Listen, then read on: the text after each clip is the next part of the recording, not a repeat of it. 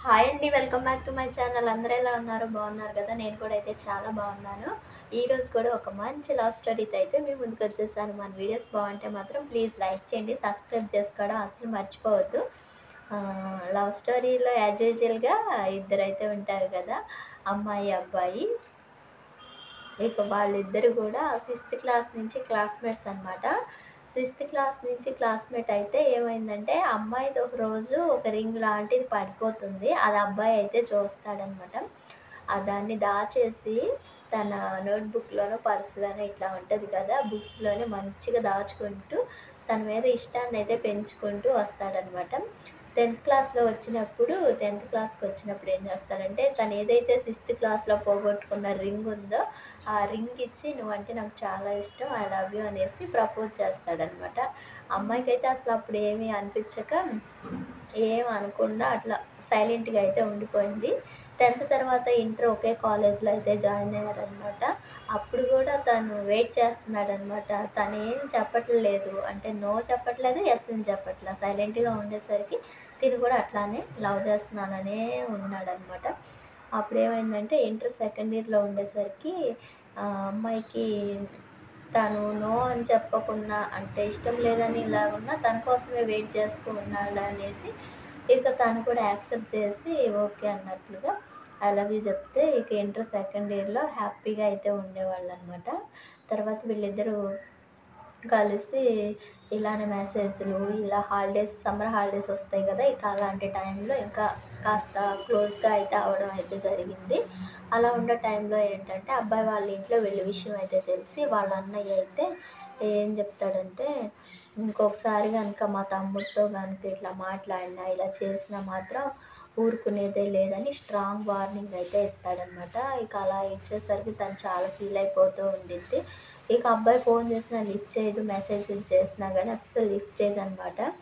తర్వాత డిగ్రీకి కూడా ఒకే కాలేజ్‌లో అయితే జాయిన్ అవుతారు. డిగ్రీ ఫస్ట్ ఇయర్‌లో వచ్చినప్పుడు ఇక ఇద్దరు ఒకే కాలేజ్‌లో జాయిన్ అయ్యారని చాలా హ్యాపీగా ఫీల్ అయిపోతాడు అబ్బాయి అయితే. ఇక తనైతే చాలా సాడ్‌గా ఉండిద్ది. ఇక ఎదురు పడేసి "ఎందుకు నాతో మాట్లాడట్లేదు? ఏమైందో చెప్పు" అనేసి అబ్బాయి అయితే అంటూ ఉంటాడనమాట. అలా అనేసరికి ఇక జరిగిందంతా చెప్పిద్ది. మీ అన్నయ్య ఇలా కాల్ చేసి నాకు వార్నింగ్ ఇచ్చారు. నువ్వు గనుక మా ఇంట్లో ఫ్యామిలీలో ఒక నంబర్ అవ్వాలని చూస్తే మాత్రం పెద్ద గొడవే జరిగిద్ది. అసలే మనది ఇంటర్ క్యాస్ట్, మీ క్యాస్ట్ వేరు, మా క్యాస్ట్ వేరని పెద్ద గొడవ చేశాడని చెప్పేసి జరిగిందంతా చెప్తే, ఇక దానికి పాపం మా అబ్బాయి సారీ నేను మా అన్నయ్య తరపున నేను నీకు సారీ చెప్తున్నాను. నువ్వు లేకపోతే నేను ఉండలేను, చనిపోతాను అనేసి అన్నట్లుగా అయితే కన్విన్స్ చేస్తాడు. ఇక సర్లే అనేసి తను అనలేదు కదా! వాళ్ళ అన్నయ్య కదా అంది. పెద్దవాళ్ళు అలానే అంటారు కదలే అని చెప్పి అమ్మాయి కూడా ఓకే అని చెప్పేసి మళ్ళీ మాట్లాడుకోవడం అయితే స్టార్ట్ చేస్తారనమాట. ఇలా డిగ్రీ మొత్తం అయిపోయిద్ది. డిగ్రీ లాస్ట్‌లో ఉండంగా అమ్మాయి వాళ్ళ ఇంట్లో అయితే తెలిసిపోయి పెద్ద బీభత్సమే చేసేస్తారనమాట. అసలు కాలేజ్‌కి పంపించడం ఆపేసేసి ఫోను అస్సలు పట్టుకుంటానికే లేకుండా చేసేస్తే ఒక 2 నెలలు, 3 నెలల తర్వాత స్టడీస్ ఇట్లా మధ్యలో ఎందుకులే ఆపడం అనేసి తనతో మాట్లాడితే ఊరుకోననేసి చెప్పి ఇంట్లో కండిషన్స్ పెట్టి కాలేజ్‌కైతే పంపించేవాళ్ళనమాట. ఇక అలా కాలేజ్‌కి పంపించినా గానీ వీళ్ళు మాట్లాడుకోవడం, కలుసుకోవడం అయితే చేస్తూనే అయితే ఉండేవాళ్ళు. ఏమైందంటే ఒకసారి ఇంకా డిగ్రీ గూడా అయిపోయింది. డిగ్రీ అయిపోయిన తర్వాత పీజీకి గూడా ఒకే కాలేజ్‌లో అయితే జాయిన్ అవుతారనమాట. ఇక అప్పుడు ఆహ్, మ్యారేజ్ మ్యాటర్ అయితే ఎత్తుకొచ్చారనమాట. ఇక అప్పుడు మన పెళ్ళి అనేసి అడుగుతూ ఉంటే, అమ్మాయి అనిద్ది ఇంటర్ క్యాస్ట్ కదా! అసలు మా ఇంట్లో ఒప్పుకోనే ఒప్పుకోరు. లైఫ్ లాంగ్ మనం ఒక ఫ్రెండ్స్‌గా ఉండిపోదాము అని చెప్పేసి చెప్తది. ఇక అప్పుడు అబ్బాయి ఫ్రెండ్స్‌గా ఉండేదేంటి? నేనసలు నువ్వు లేకపోతే బ్రతకనే బ్రతకలేను. వద్దంటే వద్దు. మనం ఒప్పించి ఎలాగైనా పెళ్లి చేసుకోవాలని జెప్పేసి అంటాడనమాట అబ్బాయి. ఇక ఈ ఇలానే మాట్లాడుకుంటా ఉంటే 2, 3 సార్లు నువ్విలా అన్నావు అని జెప్పేసి అంటే అమ్మాయి వద్దు ఫ్రెండ్స్‌గా ఉండిపోదాం అని చెప్పేసరికి 2, 3 సార్లు తను గూడా సూసైడ్ అటెంప్ట్ లాగా చేశాడంట. ఇక దాంతో సరే నేను నీకోసం వెయిట్ చేస్తాను. మనం అమ్మా, నాన్నని ఒప్పించేసే పెళ్లి చేసుకుందాం అని చెప్పేసి వాళ్ళు ఓకే అనుకుని ఇద్దరు బానే ఉన్న టైంలో తినేం చేసిందంటే పీజీ అయిన తర్వాత ఆ 2 ఇయర్స్ కూడా ఇక బ్యాంక్‌లో జాబ్ చేస్తా అయితే ఆహ్, కాలేజ్ అంటే సిటీలో ఉండేది. తినైతే వర్క్ ఫ్రమ్ హోమ్ లాగా ఇంట్లోనే జాబ్ చేస్తూ, ఇంట్లోనే అయితే ఉండేవాడనమాట. ఇక తిన్ని కలవడానికి సిటీకి రోజు 40 కిలోమీటర్స్ నడిచి ఇలా బైక్ మీద అలా వెళ్ళి 6కి అక్కడ బ్యాంక్ అయిపోతది కదా! బ్యాంక్ నుంచి వీళ్ళు బయటికెళ్ళి తిని, తిరిగి ఇలా అంతా కూడా మళ్ళీ హాస్టల్‌కి కరెక్ట్‌గా 9 కల్లా లోపలికెళ్ళిపోవాలంట.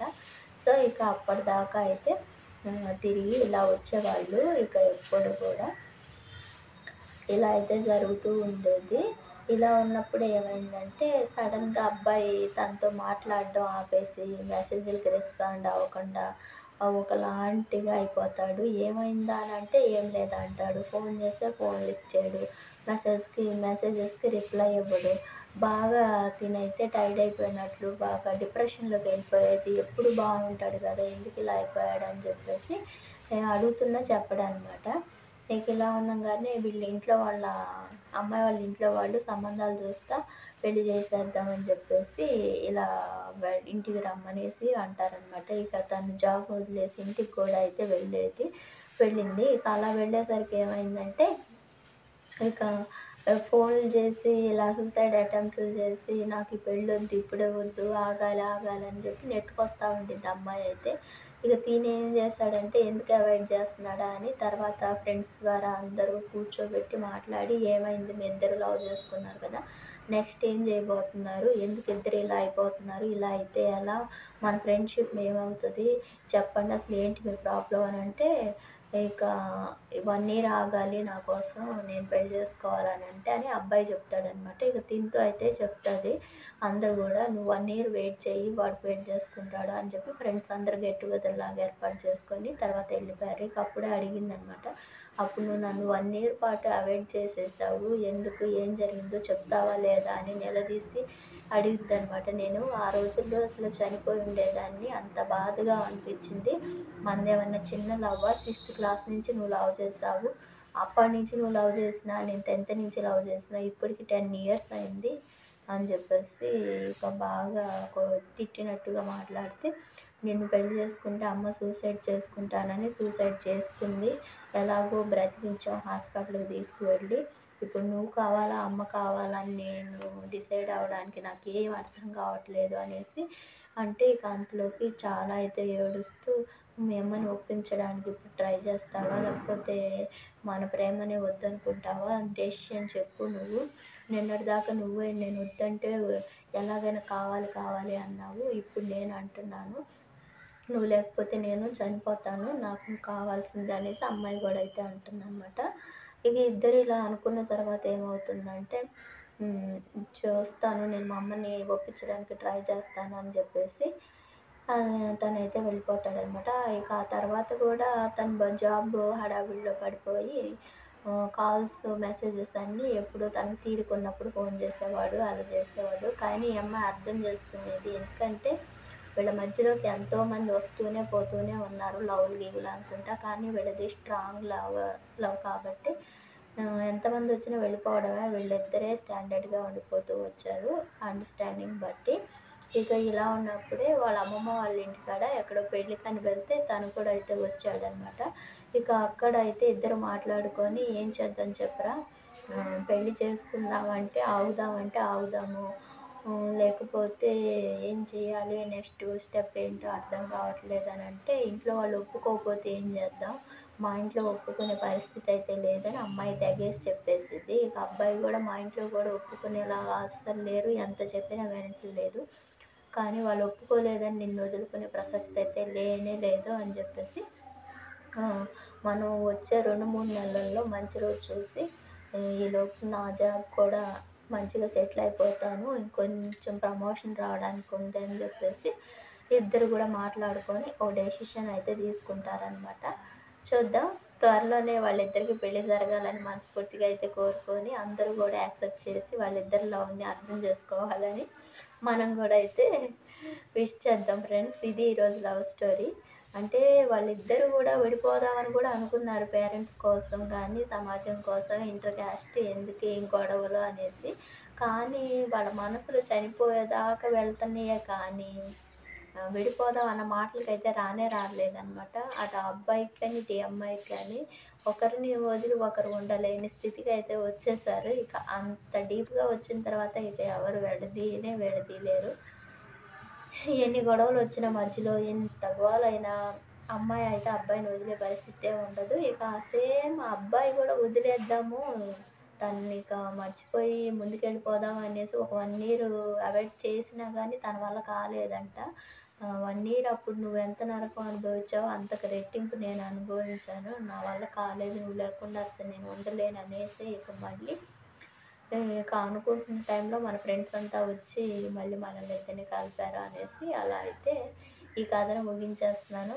దేవుడి దయ వల్ల వాళ్ళిద్దరూ ఒక్కటవ్వాలని ఇయన్నీ రియల్ స్టోరీసే నేను మీకు జెప్పేవి. ఒకటవ్వాలనైతే కోరుకుంటున్నాను నేను గూడా. ఓకేనా? నేను మళ్ళీ మంచి స్టోరీతో అయితే మళ్ళీ మీ ముందుకొస్తా. Bye bye.